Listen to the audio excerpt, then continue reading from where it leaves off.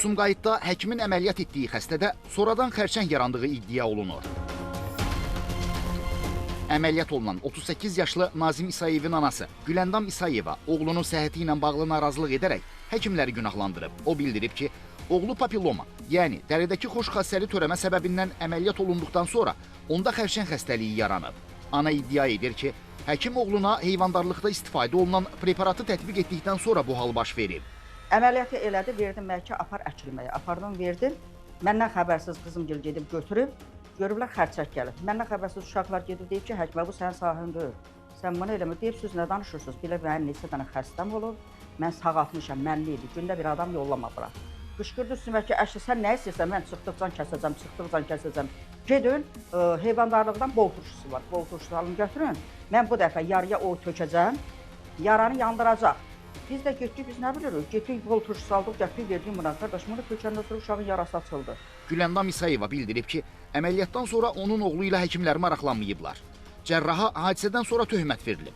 Amma bu qərar onları qane etmir. Hadisədə adı çəkilən həkim, cərrah Şahqubad Qubadov isə iddiaları qəbul etmir.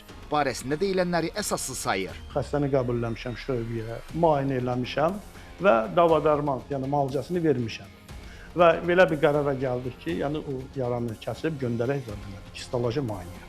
Və elədim. Göndərdim histoloji müayinəyə, histoloji özləri aparmışlar histoloji müayinə Bakı şəhərinə.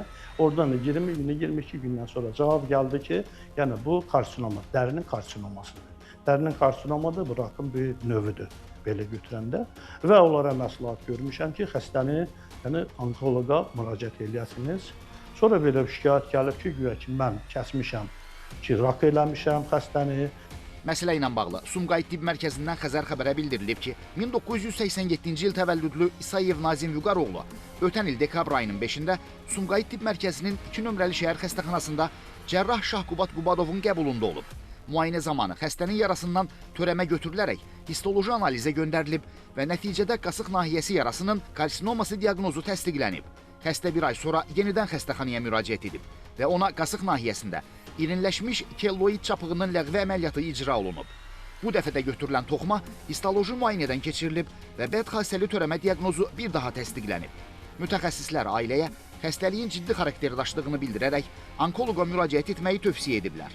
Sumqayıt Tibb Mərkəzindən o da bildirilib ki, xəstənin səhhətinin izlənməsi, müayinələr və müvafiq istiqamətləndirmələr tam şəkildə yerinə yetirilib. Nizami Rəsulov, Yusif Kərimli, Xəzər xəbər.